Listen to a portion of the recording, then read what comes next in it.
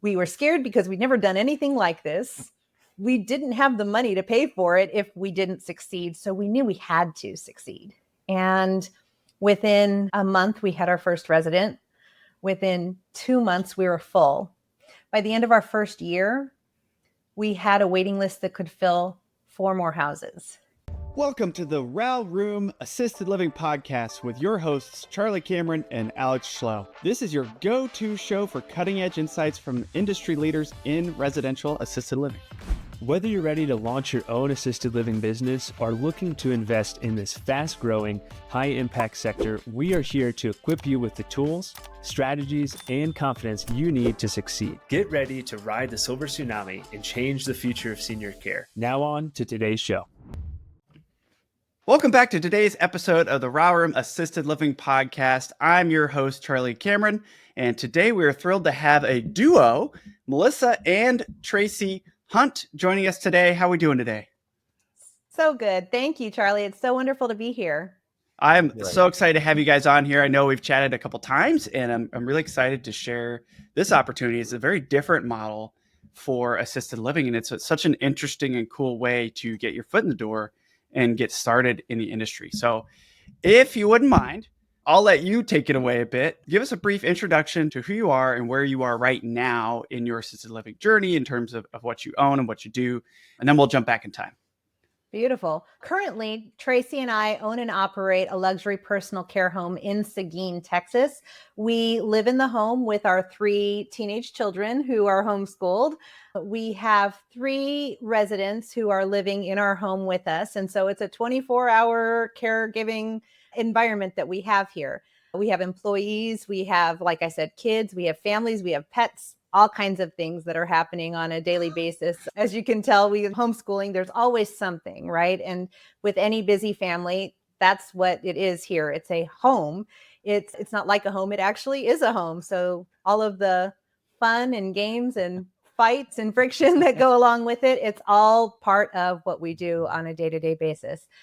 Tracy and I run a coaching program so that we can also support other people who love this model and want to do it. And Tracy also works from home. And tell us a little bit about what you do, honey. So Melissa is the face in caregiving, and she runs all of that stuff. I'm the back end guy. I'm the guy behind the scenes doing all the invisible stuff with the bookkeeping, the accounting, the payroll, the finance, the legal, all that kind of anything that is in caregiving. That's my contribution. Okay, so you're the whole package. Together you make the ideal team, it sounds like. It's always good to have partners that offset your skill sets, right? And it sounds like you have that there. And just because being hardworking parents wasn't enough, you decided to also homeschool and turn your own house into an assisted living business. Okay. Yeah, absolutely. I'm with you. I like to jump 2 feet in too. This is going to be very interesting to learn about this model. What do you call it in Texas? So in Texas, what we do is called a personal care home. Now, that's not actually a legal term. That's just what kind of the industry refers to it as. There is, I'm actually going to let Tracy talk a little bit more about the legalities here in Texas. So we operate unlicensed. And so what we do is not defined by any rules or regulations. And so it isn't called anything. And commonly it's referred to as a personal care home. If we wanted to call ourselves assisted living, we would get to be licensed for that, or skilled nurse, any of that kind of stuff. So what it's commonly referred to as personal care home, and that's going to vary by state to state, because there are some states where you say personal care home, and that's actually defined in the code and the regs as a licensed type of facility. Yeah, and I see in a lot of states, there's a limit for how many residents you can have unlicensed or living in the home with you as the owner. Can you name any others, or do you have any others that come to mind as states that this is most common in or more common in? I've actually done research for most of the states, and we can drop a link to where that is. I've got that page up where people can go look and see where that licensing line falls state by state. Most states do recognize the value of care in a home, and there are some that don't. We'll have that resource that we can give out to you later. Okay, yeah, we can put it in the show notes if we can do that. And you guys decide who's going to answer what, but how on earth did you get started this way? Because a lot of folks get started by purchasing an existing home or buying a separate home and building out the business. How did you get started with the business right in your home? It wasn't this home. We had a farm, and I was also doing companion care for an elderly couple. She had dementia, and I loved it because for me, it just fell right into line with who I am as a caregiver. I'm a mom. And so I was doing mom stuff for her and her husband, and it just was a perfect fit for me. I loved it. And then COVID happened, and we were watching the television. I remember for me, it was a picture of one of the facilities in New York, and they had 3 refrigerated trucks lined up outside of the facility, and they were just bringing people out. And there were people in the parking lot that were wanting to get in. And the very first picture of the window visit that I saw with a woman whose face was just contorted in this sob with her hand up against the window and her family on the other side. And you could see their tears were soaking their masks. And I looked at that and I thought, there's got to be a better way, because they're having to sacrifice connection for safety. And what if we could have both? What if we could create a safe space and not have to sacrifice the connection that goes along with, at the most vulnerable time in our lives, wanting to be connected to family? And I came home and I told Tracy, we got to find a way to do something different, because that's not what I want. And if I don't create what I want, then that's going to be me in 40 years. So the idea grew slowly, and we ended up moving off the farm after we found this house. And this house, we believe God was holding on to it for us. We moved in. We were scared because we'd never done anything like this. We didn't have the money to pay for it if we didn't succeed. So we knew we had to succeed. And within a month, we had our first resident. Within 2 months, we were full. By the end of our first year, we had a waiting list that could fill 4 more houses. And we knew we had something special here. So at that point, the people who were working for us, they were seeing the people on our waiting list thinking, why can't I? How I could do this. Melissa's trained me. And so how can we start really meeting the needs of the people who say they want this, they have the funds and the finances, and there's not a space that's available for them? How do we create more spaces? So through that, we created the training program, and our students are phenomenally successful because people want someone to hold their hand. They don't just want a 3-bedroom hospital in a neighborhood. They want a family. They want their family. And if it can't be their family, a family will do.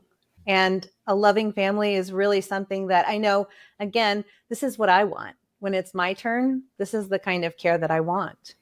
Gosh, wow. There's a lot to unpack there. That was absolutely beautiful, by the way. And totally agree with you. Like, why would I want to be in a nursing home and in an environment like that? And we talk about that a lot. Hey, eventually we're going to build the ideal home that we're going to eventually go to, pickleball courts included probably. But so you put that ideal picture, but you're absolutely right. Like, just the importance of care at that stage can't be understated. And something you said I want to double tap on, because I think it's so cool.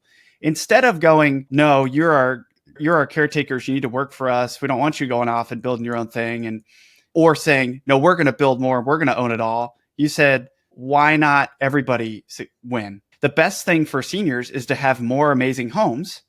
The best thing for your staff is for them to promote up to owning their own, right? And so you had that abundance mindset, the right mindset, the value first mindset of, hey, how can we do this?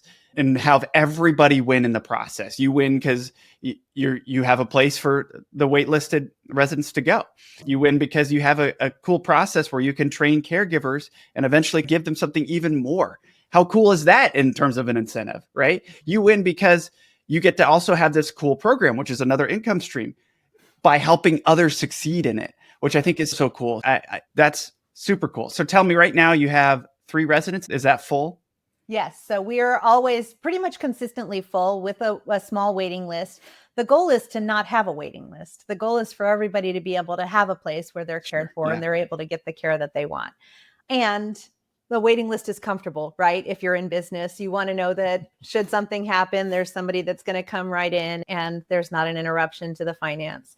So yeah, we do pretty much stay full, and we've had all of the things that we've learned over the years on marketing is very different from what we've been taught and what we've been trained to do as far as marketing goes. So we pass those things along to the people we train too, because marketing, I think there's this misunderstanding a lot of times that if you have the right business cards, if you have the right website, if you have the right number of leads that are coming in, that you'll be more successful. That's advertising, right? Marketing is, hey, I'm Melissa. Is that your car out there? That's a cool car. What year is that? I used to have one, and there's a connection to it. Tell me about your kids. I have my dog out in the car. Oh, you like dogs? Some kind of human connection that happens where when you walk out, they're going to remember you. Mm-hmm. There's this great quote. People aren't always going to remember what you say, but they're going to remember how you made them feel. Oh, yes. That Yes.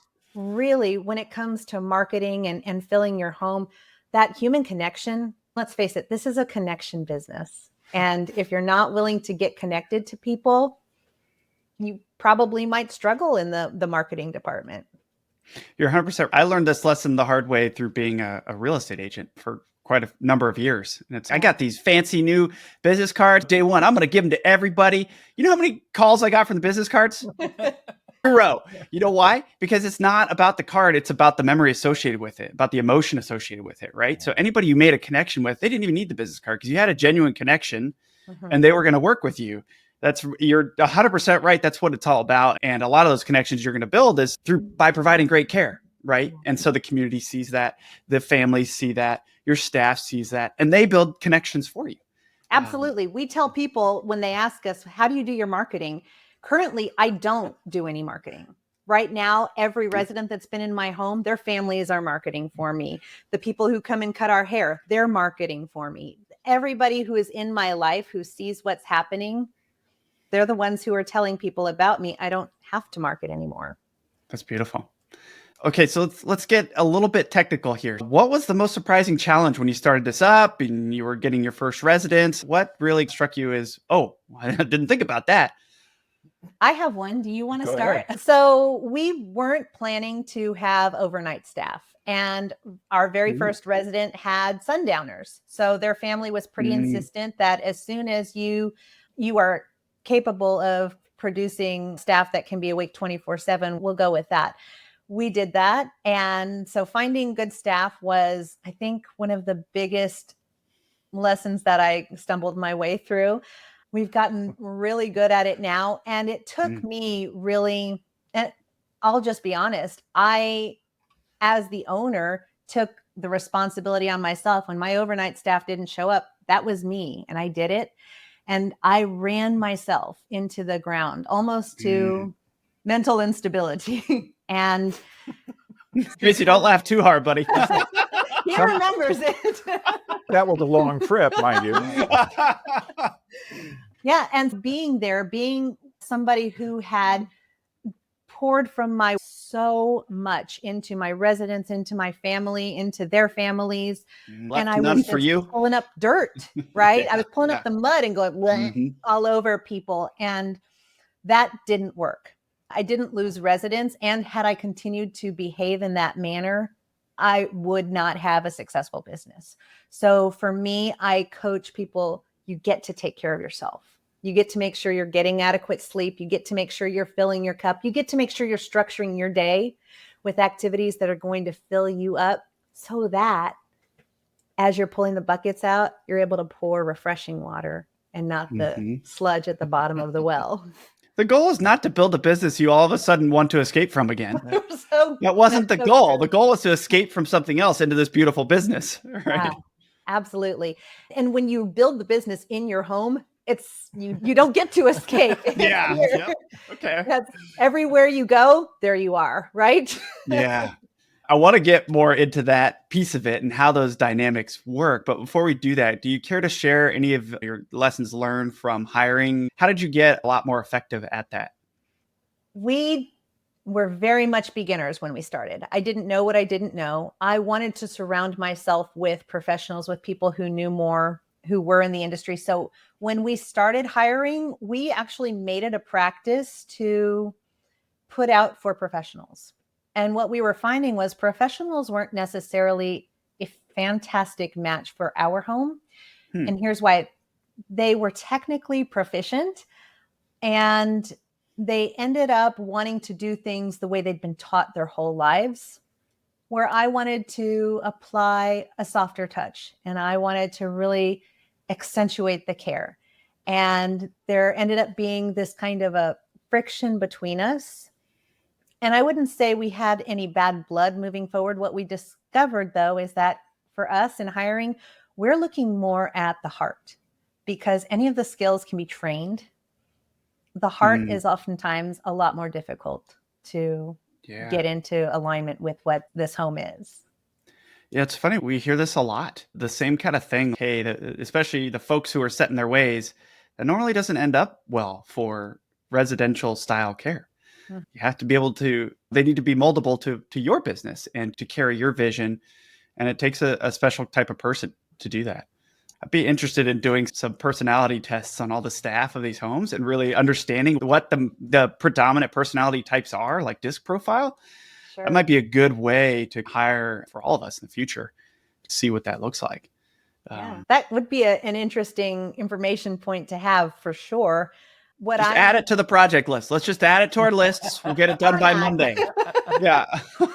And we actually, in one of our hiring processes, we filmed 3 of the people that we interviewed and made this available to our students, because we want them to actually be in the interview process with us and see what it's like. And it's more than just the questions you're asking. It's what's the gut level feeling that you're getting from the people you're sitting in front of? And what are you noticing about how they're interacting already? Did they jump in and help washing dishes, or did they pet the dog, or did they sit like this the whole time? And who's going to fit for your home? Really, that's what we're looking for. And it's different people for different homes, because who I hire isn't necessarily going to be the person that somebody else is going to hire and work well with. Sure. And it's also different in different seasons. Yeah. We had a time where we had overnight staff, because we had residents who, with sundowners and other things, were awake late into the evening and maybe even all night. Today in our home, we don't have an overnight staff, because the residents that we have sleep pretty well overnight. And so we get to shift our staffing based on the needs of the home. That makes a ton of sense. So what does your staffing profile look like now? Currently, we have somebody who comes in Monday through Friday in the mornings and runs breakfast for us. What that allows me to do is catch up on emails and my weekday kinds of chores that I have that are on the computer. And then pretty much I run the rest of the day. My kids are beautiful supports for me. And I'll get into it now. We have teenagers, and they are, of course, homeschooled, and they are raised in this environment. And we've got 2 that they're okay with it. They live in the home, they cook, they're our family, and they show up as family members. And I have one son who, he just has a heart for people. And he would sit with our residents from the very first one and talk to them and hold their hand and ask their questions and watch a movie with them. And I told Tracy, I know we have a daughter, but Ian's going to be the one who takes care of me when I get old, because he just has the heart from a young age. And I say this over and over again. I'd rather have a 14-year-old man-child with a heart for caring for people, taking care of me, than a 30-year-old who's in it for a paycheck any day of the week. Yeah. And what's his personality type? He is a supporter, very heart-oriented, connection-oriented, fun young man. Sounds like the ideal personality type for staff. Absolutely. He is a lot like me. And he's already expressed, Mom, when are you guys leaving so I can run the home? Yeah. Which I love, because this is a legacy business, right? It absolutely opens itself up to generational succession. And I welcome the day when I get to hand this off to him, because I see his heart. I know his heart. He's going to be amazing in it. And this comes around to support. We do hire people, but support doesn't always look like the people who are on your payroll. Support looks so many different ways, from people who are in Bible study who come over and bring muffins every Monday morning and just sit with you and have breakfast, to maybe hosting the local homeschool group to come in and do arts and crafts with the seniors. Every single one of those opportunities for support is something that, first of all, it doesn't cost me anything, so it's good for my bottom line. Secondly, it fills me up. It's one of those things that restocks my soul. And thirdly, it introduces more fun and more connections to the seniors who are living in my home, because they love me, but sometimes they get tired of me.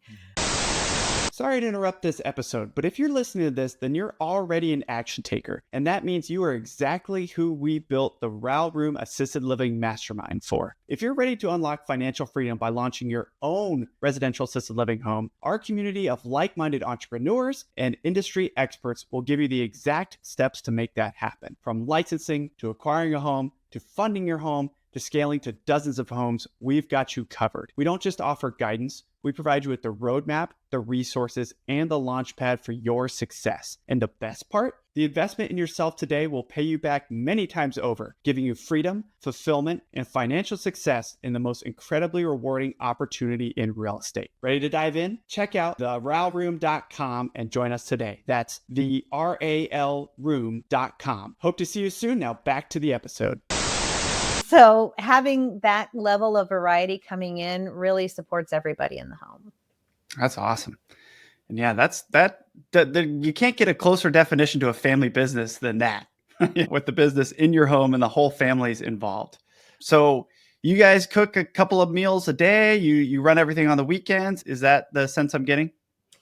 All day, every day, yes. And we eat at least 3 meals a day. So my children, they grew up in the kitchen and we love to cook. We're a family who, actually, my kids are in a season of where they love Japanese anything. So we do sushi. And can I borrow them for tempura? We have one of our residents has a friend who brought us a fresh ahi tuna that he caught out in the Gulf Coast. And we've got that and we carve that up for sushi nights. And we eat really well. And again, our tendency is towards the luxury lifestyle, right? So we love the good quality food. We have bacon wrapped steaks by our residents' request. We have fried okra and fried shrimp every Sunday because our 103-year-old loves fried shrimp. And that's her request. She would eat it every day if she could. But my children are, having grown up in the kitchen, having homeschooled, like that's a passion of theirs. That's where I get to let them just run. And I don't have to worry about the cooking. I get to focus on caregiving. I get to focus on doing a puzzle with Helen or giving pedicures and let my kids do the cooking. It's something that they're happy to do. And that's awesome. It helps the home run so much more seamlessly. All right, sign me up for the wait list. I'm ready. I'm in for the food. Let's go, baby. That is super amazing. You don't hear a lot of stories like that, of just that kind of quality of care from all aspects, including the food. That's really cool. So do you have family meals together with everybody? Yes, we do. Every breakfast at 9 a.m. every morning, lunch at 1, and dinner at 6. And that's a little bit later, I think, than a lot of facilities run. And that's because, for the most part, our people don't want to wake up at 5 a.m. and have an early breakfast. Now, if they do, we'll make the coffee and let them have their breakfast. But mostly they want to sleep in. And you know what? So do I. And when I'm 98 years old, I don't want somebody coming in at 5 o'clock in the morning to wheel me out to the dining room. Let me sleep. And we do. We let people be in charge of their own day-to-day schedules. We allow them to, in fact, we ask for them to support us with menu planning. Everybody gets to put their favorite meals on the menu every week. And that's why we eat so good. And sometimes it is, like I said, the bacon wrap fillets. And sometimes they're just Can you get me a bowl of cereal, please? I'll never forget the first time I heard that, because we're not cereal eaters, and we were preparing Eggs Benedict every morning and like high quality foods, and thinking everybody loves this food. And somebody said, do these people ever just eat a bowl of cereal? And you know what? We'll go get some just for you, Tootsie. That's funny. We're open to whatever that can look like. Sometimes I just want a junk $2 pizza to throw in the oven. Whatever that looks like, we're in it to honor whatever it is that you want. This was my last day on the planet, and I wanted Fruity Pebbles. Then get me some Fruity Pebbles, dang it. Damn it, right now. Yeah, that's awesome. Okay, I'm going to ask you the obvious question. How do you go on vacation? You want to set us up for that? Go ahead. Oh my gosh. I think the way Tracy has structured it is so cool. So he gets to say a little bit about it, but So we don't take vacations. Here we go. We run our business as a corporation. Corporations are legally required to have annual meetings of the shareholders. And at those annual meetings, certain board members and certain employees have to be there to present reports. So each year, our board of directors selects where the annual meeting is going to be held. This past year, it was held in Puerto Vallarta. The year before that, it was Japan. The year before that, it was Bora. And the year before that, it was Hawaii. So the accountant in me is very clear about certain terms. Yeah. We don't do vacations. We have shareholder meetings that the board gets to select where those are. And then we have no choice but to attend. It's a legal requirement. Yes, I'm familiar with it, and as you should. From a logistics perspective, we have people that we know, that we've trained, that we trust, who come in and run the home while we're gone. And I'll let Melissa talk more about that. Yeah.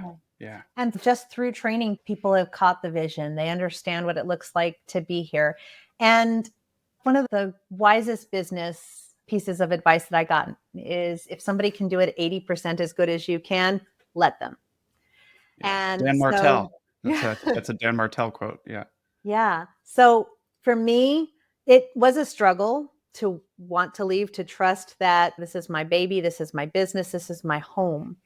And I get to. It's not ever the same when I'm not here. I recognize that. And people are always taken care of. The people who have come in to support me are wonderful. I trust them. I have cameras throughout the home. So that's for my resident safety as much as it is for any liability purposes. And it also supports me in, if somebody needs to check in, I can access those cameras from Mexico and I can offer support. I'm available to them if they need it. And I've had my employees run a death and it be their first death ever. And they do brilliantly because we set them up for success. And it doesn't have to look the way I want it to look if it's not me doing it. So getting to release the reins a little bit and allow other people to stand in their greatness and learn from experiences and support them in creating their own next better step is really helpful too. That's true leadership. Absolutely. Mm-hmm. Yeah. And Being able to let raising those people up allows me even greater ability to step back. Yeah, that's awesome. Okay. Thank you for explaining that. And for the tax piece. We like that. We're all about that. Okay. So one of the biggest challenges when getting started in assisted living in a traditional context, buying a home and business, is the financing piece. But since this was your home, how did that work? Was it a conventional loan? Like, how did you go about that piece? So when we were living on the farm, really the only debt that we had a little bit in credit card debt, but really the only debt we had was the mortgage on the farm. And we'd had it for a number of years and the property values had gone up. So we actually did a refinance on that and cashed out a little bit and used that for part of the down payment here. Because this is our primary residence, we bought it as our primary residence. We did a conventional loan. I don't recall whether it was FHA or whatever. And so we went that route, right? And we had with the job that I had at the time, I on paper qualified for the enormous amount of money that this joint costs. There is no way we would have ever purchased this home as our home. And yet on paper, I qualified for it. So we did it. Now the business gets to pay for it. So yeah, we went the conventional financing route and essentially did it all ourselves. One of the things that are getting into now is a lot of the people coming into this industry don't have the ability to do that. They can do something, but they can't do that. And so we've worked with our students on finding a good landlord who will rent. And several of our students have found people. Landlords have caught the vision, and it works out great for real estate investors because this is an opportunity to get rid of all the headaches of having a bad tenant and have a nicer home. You're talking a higher end home that's typically going to appreciate better anyway. And then you're going to have a tenant in there who it's in their best interest to keep it up and make improvements because that's how they make money. And they're not going to destroy it or anything. So the landlord wins because you got a good tenant and you can charge a little bit higher than average rates. The provider wins because they get a home to run their business in, and then all their residents and their families win. So we're starting now to work on those pieces on the real estate side of things and supporting students who don't have the capital and backing to just do everything themselves. Yeah, I could. Taking students who say that's their goal to move into another home. How do I do that if I'm not ready? Where are you? Where can you start? Because a lot of times people will say, my home's too small. I could never do what you do. Don't look at my home as the example. If it were your mama and she needed a place to go tomorrow because they're letting her out of the hospital and she can't go back to her home, would you find a place for her in your home? Every time the answer is yes, whether that's I sleep on the couch and she has my bedroom, or yes, we convert the office into a bedroom, or whatever it is. A lot of times we'll find a way. When we find that squeeze, we'll find a way to make it happen. And if you start thinking like that, what about if you could start where you were and be bringing in an extra $5,000 a month? You can build that to put a down payment on. There's a lot of different ways to make things happen where you're at right now. Yeah, I agree with you. You got to think creatively. You got to think a little bit outside the box. And to your point, Tracy, yeah, I 100% agree with you on the leasing piece. You don't have to buy a house to get started. That's how we got started in assisted living, was buying homes and leasing them out to operators, which was a cool way to see, oh, this is cool. And hey, we have a mutual aligned goal for them to succeed in our home, and we'll make it nicer. We'll, in our case, install the sprinklers, do all those kind of things. And yeah, man, there's so many different ways to make this a win. It's ridiculous. And if everybody listening to this podcast goes out and opens their own home, we're not even going to make a minor dent. So there's really no point in being competitive with each other when we can simply just help each other continue to advance and provide more homes and more beds for seniors, because goodness gracious, we're already $1 million short, and we're going to be another $1 million short here before long. There's just, anyway, sorry. I'm fired up.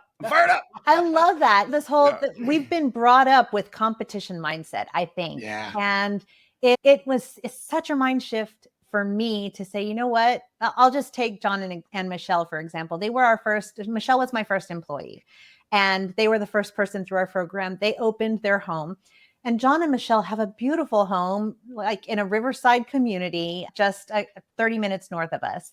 And John and Michelle love to watch the game on Sunday. And we're not really a sports family. Like I said, we love gourmet food and gardening and all of the farm kind of stuff. And we typically don't tend to attract the people who would go to a tailgate party and watch the games all day on Sunday, but they do.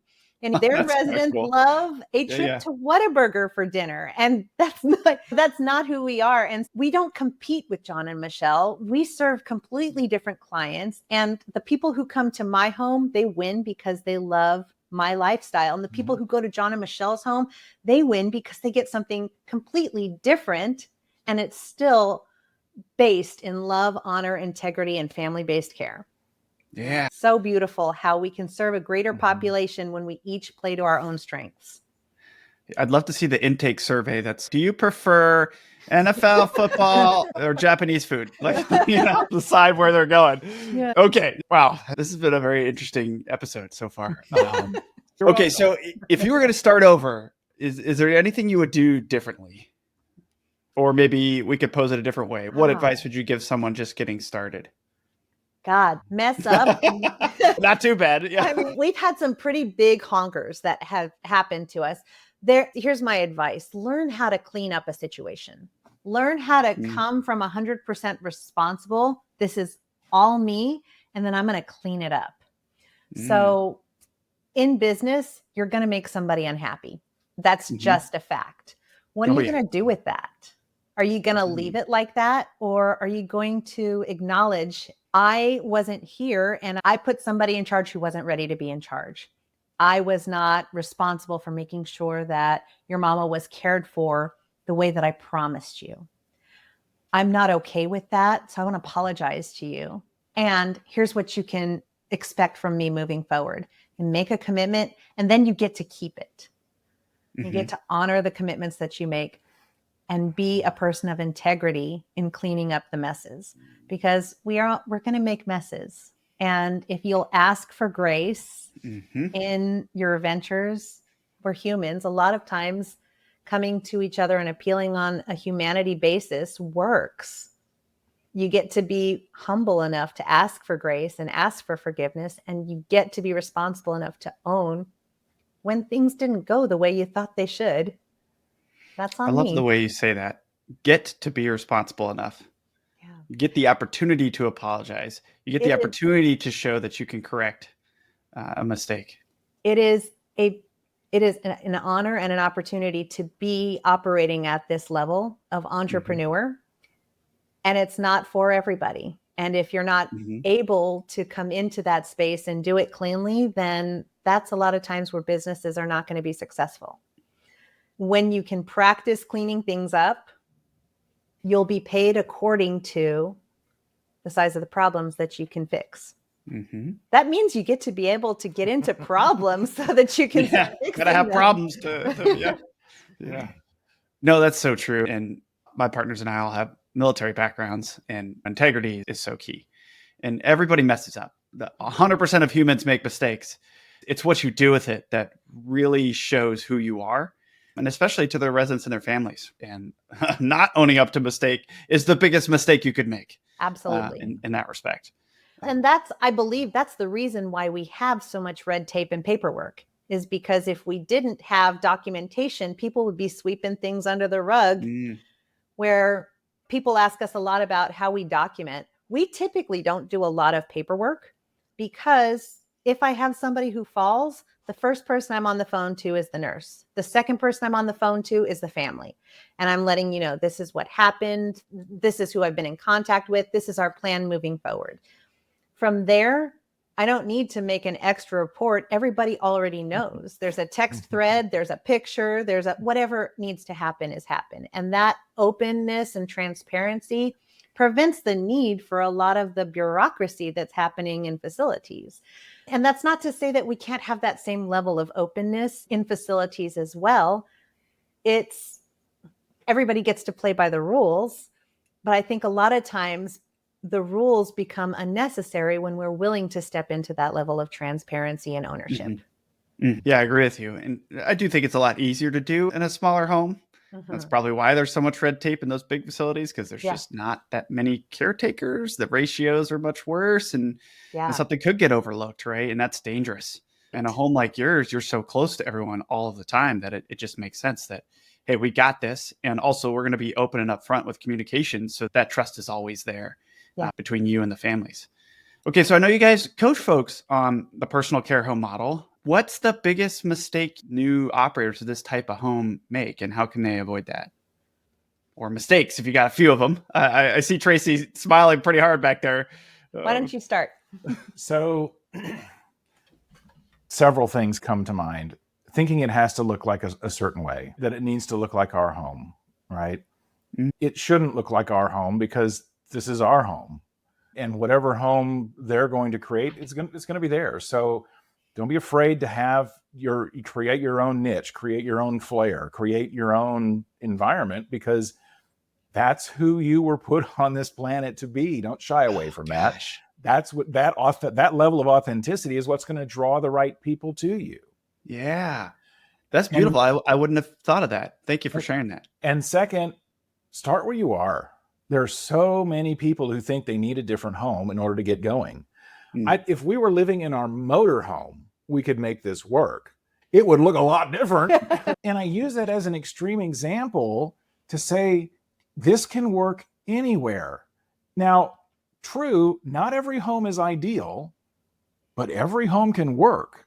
If you're living in an efficiency apartment, yeah, you're not going to have a client coming in paying $20,000 a month, but it can work. You can get started anywhere. And I think those are the two biggest hurdles I see people fumbling over in getting going. Go ahead. I'll hand it off to you. Letting fear take you out is the biggest thing that I see. I've been through the program. I've done all of the homework. I've finished all the modules and my room is ready. And now I have to go talk to people. And the marketing thing, it can be intimidating and scary because it's new. And anything, I'll say this, anything worth doing is worth doing badly at first. Not being willing to talk to people, not being willing to put it out there, what you're doing, being willing to put it into your everyday activities. When it's something that you're doing every day and everywhere, it becomes more consistent. Yeah. I tell people when you're standing in line at the grocery store, say, I'm so excited, I'm putting on a party for my new business. And they may not ask any other questions. So then you go ahead and you press in anyways, because you're never going to see them again. So who cares what they think about you? Oh, crazy lady in line. Be willing to do it poorly. Yeah. Just like when we start walking, just like when we start riding a bike. It's not something that is flawless immediately. Do it badly until you do it better, until you do it greatly.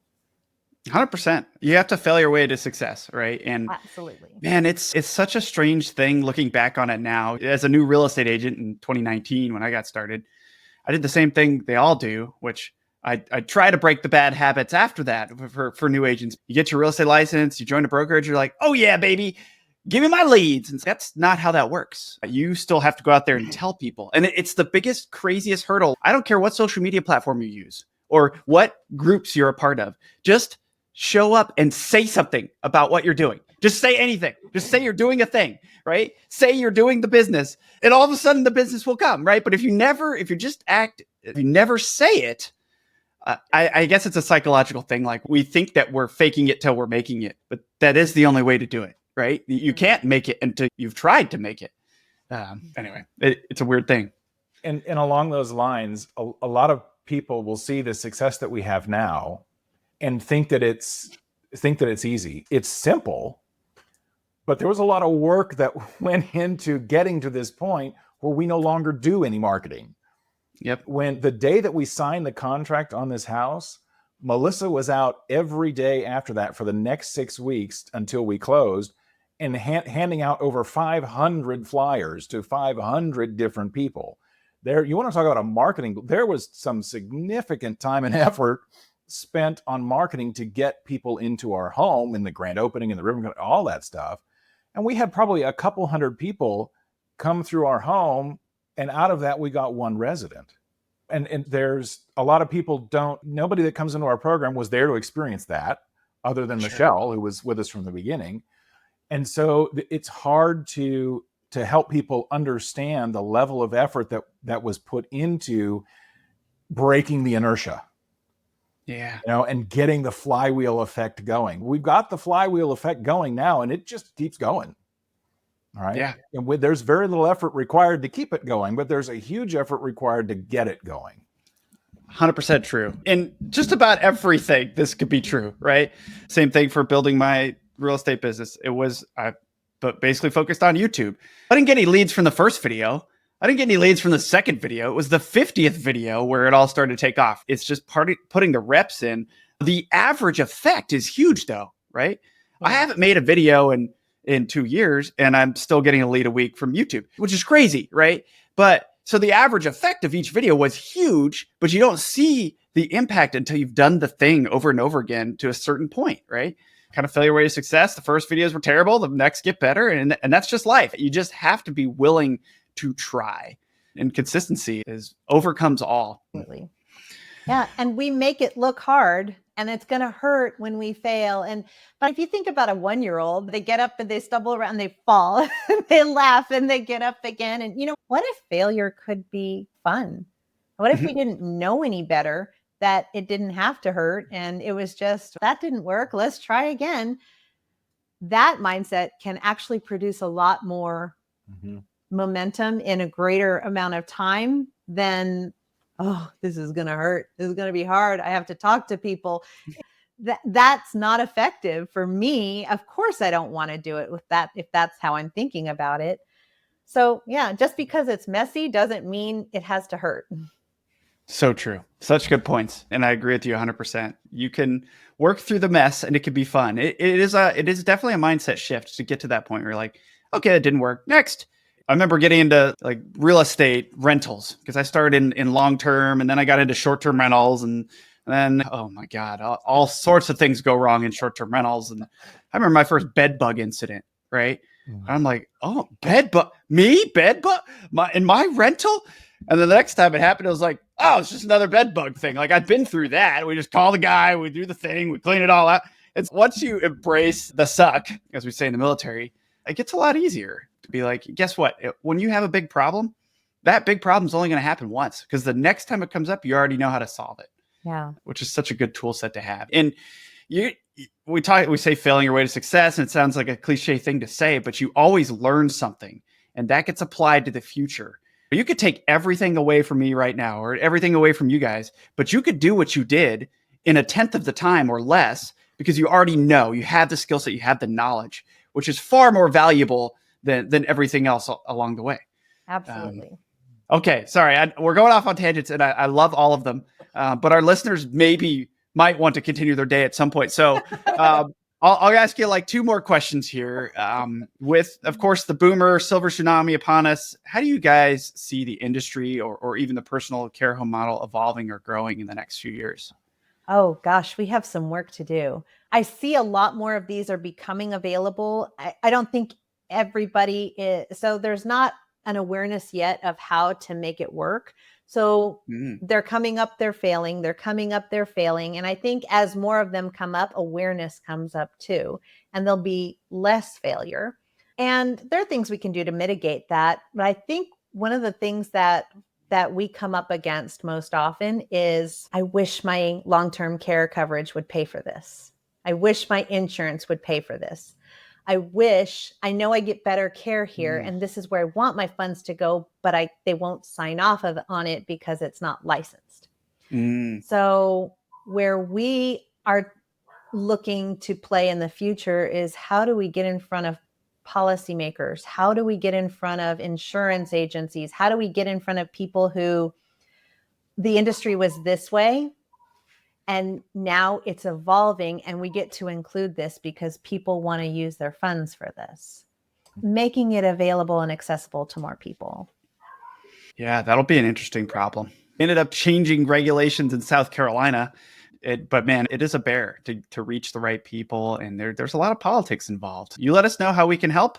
If there's a way we can help, definitely. Obviously, the model is needed more. I just wish that more local governments, state governments would really recognize just how short we are on beds and how much shorter we're going to be if things don't change. Yeah. Obviously, it has to be done the right way. You don't want any shady practices. So there's a balance, of course. But yeah, that's a problem to solve for sure. Absolutely.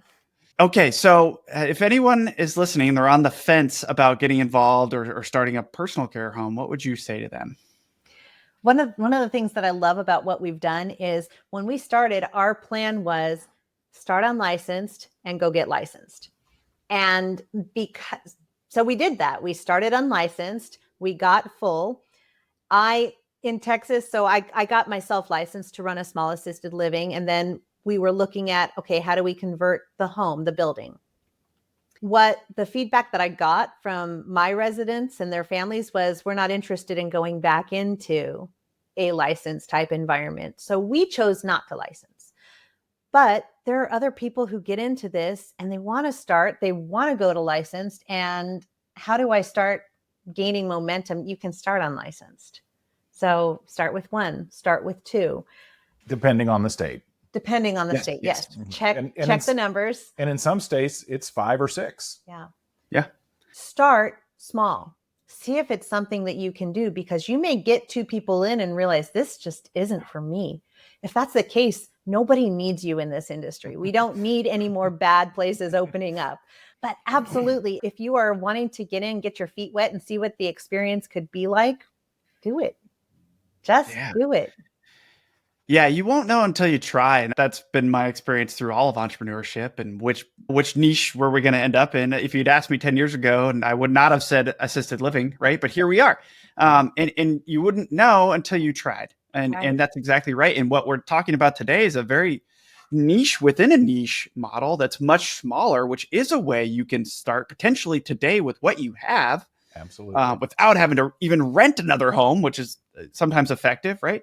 So this is a really cool way to get your foot in the door and test it and see if it's for you without necessarily going all in, which is what we talk about. Hey, we're more focused on the licensed 10-bed or so home, but that doesn't make that the best model for everyone. And so I think it's really cool that this gives you an opportunity to jump in without maybe going 2 feet in. Maybe you're 1 foot in. You're more than a toe for sure.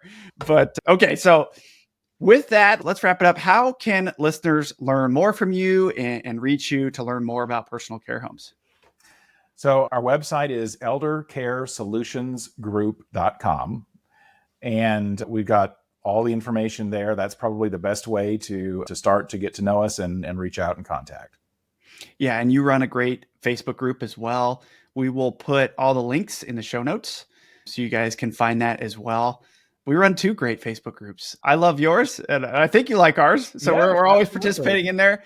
Very value oriented, which I love to see because, man, there's some crazy stuff out there. And people just, I don't know, they do some weird stuff. They think you're getting in their territory, and it's not, man. We can all succeed together. And I love that about you guys. So this has been an incredibly enjoyable episode. And thank you so much for joining us today, sharing your thoughts, sharing the very unique, very cool personal care home model. It's been a pleasure learning from your experience. Thank you, Charlie. It's been an honor to be here with you today. All right. We'll come back in a year and see where we've grown from there and just see how big Elder Care Solutions Group has grown. I'm excited to see that. Thanks. Thank you for tuning in to the Rail Room Assisted Living Podcast. We hope you found today's episode insightful. If you enjoyed it, make sure to leave us a raving 5-star review. And a quick review helps more listeners find the show and more seniors get the exceptional care they deserve. And don't forget to subscribe so you never miss an episode. And just so you know, we have prepared some free resources for you to help you succeed in residential assisted living in addition to this podcast. Head over to theralroom.com, that is theralroom.com, to download our free 10-step guide to launch your first or next residential assisted living home, or our 10 reasons to passively invest in residential assisted living ebooks. And if you're ready to take the next step and make real moves in the RAL industry, join us in the Rail Room Mastermind. It is an exclusive community where we deep dive into everything you need to launch and grow your own residential assisted living business. You'll get access to recorded courses, live calls with industry experts, a RAL calculator, resources and tools, like-minded entrepreneurs, funding opportunities, and an expert networking community to help you along your journey. Be sure to join us next time on the Rail Room Podcast as we continue to explore the world of residential assisted living with more great guests. See you then.